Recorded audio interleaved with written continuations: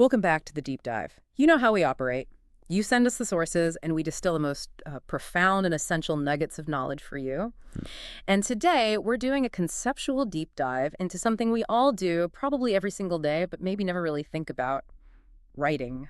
And we're going far, far beyond the usual talks about, style guides or word counts. Right. Our source material today is this really rigorous conceptual exploration. It's a philosophical attempt, really, to answer the question, was is Schreiben? What is writing at its very core? It's fascinating because, like you said, we write all the time: texts, emails, reports, whatever. But we rarely stop to define the act itself. So this is more about the mechanics of the mind. Exactly. Not the mechanics of the pen. Okay, so let's unpack this. The source immediately frames writing not as some passive thing, but as a dynamic, an active search. That is the core thesis. Yeah, Right. yeah. The central definition is that writing is the search for the connection of the still unconnected with language. Okay, say more about that, the still unconnected. Think of it like intellectual creation. It's fundamentally defined as a tat, which is like a deed or a foundational action. It's something that actively generates relationships between ideas that were, separate before. So it's the moment the writer steps in and says, okay, these two things belong together, and here's why. Precisely. It's a generative act, which makes it intensely active. Yeah. And that brings us to our first big idea. Writing as this active discovery and decisional reality. Decisional reality, I like that. Yeah, and the source highlights this immense pleasure of discovery that comes with the act. You aren't just, copying reality down, you're actually shaping it. And this pleasure, it's rooted in this fascinating paradox. Like paradox. It says writing involves two seemingly opposite actions happening at the exact same time. And that's this duality of illumination and mystery. Exactly. On one hand, writing is and I'll use the source's term, the Entheimlichung des Geheimen. Which means desecreting the secret. Right. It brings hidden knowledge, latent feelings, things you didn't even know you were thinking out into the light of day. But at the same time, it's the Verrätselung des Alltäglichen. The mystifying of the everyday. The mystifying of the everyday. But hold on, how can one act be both? Yeah. How can it clarify something and confuse something at the same time? I mean, isn't bad writing often just confusing? That's a really fair challenge. Mm-hmm. But here, the mystifying isn't about obfuscation. It's not about being confusing for the sake of it. It's about drawing attention. Okay. By translating the mundane, the everyday experience you just take for granted, into structured language, you wrap it in this new layer of complexity. You make the familiar strange again. I see. And that forces both you, the writer, and the reader to pay real attention to something they previously just overlooked. It's a difference between just saying the sun rose and actually, writing a paragraph about the quality of the light, the silence before dawn, the shift in the air. You are demanding attention, yes. And this makes so much sense because the source insists that writing is a praktisches Tätigsein, a practical activity. Practical activity. And it requires intense aufmerksam und achtsam sein, mindfulness and focused attention, especially when you're linking different contexts of meaning together. And that demand for attention, I think I see where this is going, it leads to what you called decisional reality. This is maybe the most powerful insight in the whole text. Writing is the stringing together of decisions. Wow. That really reframes the whole process. So it's not about finding the one right word. No. It's about making a decision. Every single written word is an internal experience-based decision. I mean, think about it. You sit down to describe an emotion. You have this huge lexicon of choices. Is a character happy or elated or content or blissful? Right. And each one creates a totally different reality. Each choice is a decision, and it's rooted in your experience, your understanding of the context, your intent. You're condensing infinite possibilities into one single finite selection. So the blank page isn't empty. It's a massive stack of potential decisions waiting to be made. Exactly. And those decisions define the resulting reality. Writing is the condensation of all those thoughts and possibilities into a concrete, observable result. The source calls it a zur Schrift gewordenen Wirklichkeit. A reality that has become script. A reality that has become script. Yeah. Its existence captured and solidified in language. When you choose those words for that feeling, you've given form to a piece of your internal existence. You've made it permanent. It stops being potential and it starts being definition. That is a huge conceptual shift. So if writing is solidifying your internal world into script, then we have to talk about the work involved, the labor, which I guess moves us to the core process itself, Mhm. mediation, translation, and the whole inner world thing. Well, if the goal is turning that internal existence into script, the process is fundamentally Übersetzungsarbeit. Translation work. Translation work. You're moving something that's just a thought or a feeling or an image, something fluid and maybe formless, into a state that is linguistically, graphically formed and organized. It feels like building a bridge. And the source actually calls writing a necessary mediation and medialization. So it's mediating what you feel inside with, the external structures of language. It's where your inner world meets the shared tools of the outer world. And what's really fascinating here is how the source talks about handling the unseen, the formless stuff. Right. It calls writing the Versinnlichung, The sensualization. the sensualization of the unoverviewable, or more specifically, the inner Sinnlichen, the internal sensual. Sensualization is such a great term for this Yeah. because it implies bringing something into the realm of the senses. Right. It takes those thoughts that were just inherent, those feelings that might just be a knot in your stomach or some opaque unconscious idea, and it brings them into visibility, into readability. It's like an emotion is a deep internal hum in your chest. And when you write, you're translating that hum into a clear, perceptible musical note that someone else can hear, or that you yourself can finally analyze. You're making the invisible thought materially perceptible. And the work required to do that, to select those specific notes, the words, the concepts, is immense. It's linking, selecting, finding, and even inventing connections between things. Right, and this creation of connections, this combining of the previously uncombined, is directly linked in the sources to this idea of the apir. Gamperon, the unbounded, the unlimited. So writing is an attempt to put a finite shape onto an infinite landscape. Precisely.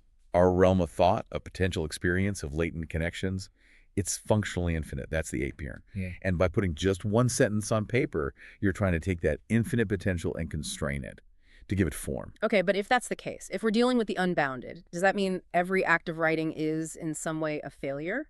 If the potential is infinite and the output is finite, we can never really capture the whole thing. That's the existential tension of it, yes. Yeah. The act itself is a success because it creates understanding. It creates that reality in language. But it also has to acknowledge its failure to capture the whole. So it's not about capturing the apir. It's the practice of working with it. Mm-hmm. The practice of imposing a temporary, useful form onto the formless. It was a defining act, but it's never a comprehensive one. That failure, that limitation, it sets up the next section perfectly, the paradox of life and writing. But before we get there, let's just quickly clarify the boundaries of the act. Sure. The source is very careful to define writing as its own thing. Conceptually, writing is not speaking, is not hearing, not feeling, seeing, eating, reading, or just living. Right. Though you can do all those things while you're writing or write about them. Of course.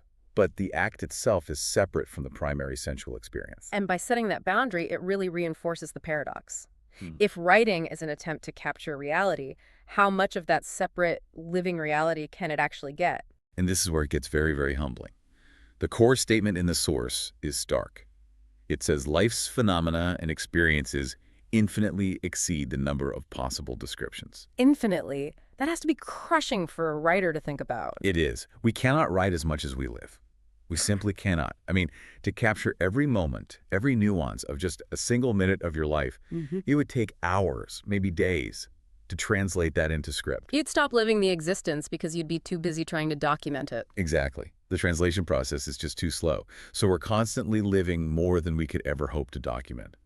The phenomena of life are just too numerous, too complex, too fast. And we just have to accept that contrast. We describe what we can, but we have to recognize this vast, undocumented ocean of our lives that remains in the appearance. Undecided by language, which is why the choice of what you write about and what you leave unwritten carries so much weight. So if it's impossible to capture it all, then simple description can't be the core purpose. Why bother with this finite act if the phenomena are infinite? What's the real answer to why write? The answer is profound, and it links all the way back to the beginning. We write not just for the sake of describing things, but to understand, or Ferstina. Understand. The goal isn't documentation, it's intellectual mastery. Understanding through conceptual penetration. Exactly. Truth-related writing, the source argues, is the conceptual penetration to the core of things, to grasp the causes and consequences. And most critically, to make the real underlying connections perceptible to others and to yourself. It's the ultimate intellectual detective work, aimed at comprehension and connection. Okay, so that brings us to our fourth section: communication, self-development, and the sheer variety of results. If the purpose is understanding, that has to have a dual function, right? It does. I mean, on the external side, it's obviously a form of communication. A sender addresses a receiver. You're trying to transfer knowledge or emotion or a story. But internally, this is the self-development part. It's a tool for self-enlightenment. It can be an internal monologue, a dialogue with yourself, or even something deeper, a metalogism. The act of writing itself becomes an act of self-discovery. And that's the key benefit for the writer. By forcing yourself to translate these inherent feelings into legible language, you are performing a clarifying act for yourself. Right. You bring what was previously opaque, unconscious even, into language and transparency. Before you wrote it down, it was just a jumble of thoughts. After the decisions are strung together, you can hold that thought in your hand and really look at it. And this self-enlightenment is tied to the deeper motivations for writing. It's not just a job for some people, it's existential. The source lists these powerful personal causes. It says it's necessary for Aufarbeitung and Bearbeitung processing and working through material. It's driven by a powerful creative urge, a creative Schaffensdrawing. Yeah. And it's essential for self-reflection, for knowing the world by knowing yourself. And this clarification, this self-reflection, it's tied to development itself. It's continuous. Every single act of writing is concurrent development and self-development. A Mikkel. It has a genesis, Yeah. a beginning, middle, and end. Whether it's a short poem or a massive scientific treatise, it has a genesis. And the writer and the text develop together, alongside one another. The writer who starts a deep dive into a topic is not the same writer who finishes it. That really underscores the breadth of this whole activity. This definition, as a decision stack, a genesis, a search for connection, it must apply to all forms of writing, right? Not just literature. Absolutely. And the source makes a point of this. It lists these highly diverse results to show that this profound act applies to the mundane just as much as the sublime. I mean, you got your poems, plays, essays, scientific treatises, sure. Right, the high art stuff. But also diary entries, song lyrics, and crucially, all kinds of informational texts. Like the Packensbeilag. The package inserts, that little folded piece of paper inside a medicine box. Even that required the foundational deed. Every warning, every dosage instruction, even the semantic choices in a TV Gazettenwerbungen for movies, a movie ad in a TV guide.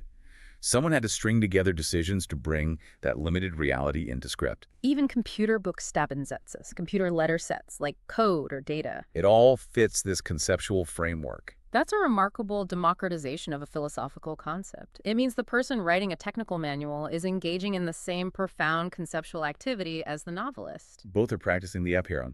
Both are seeking connection through language.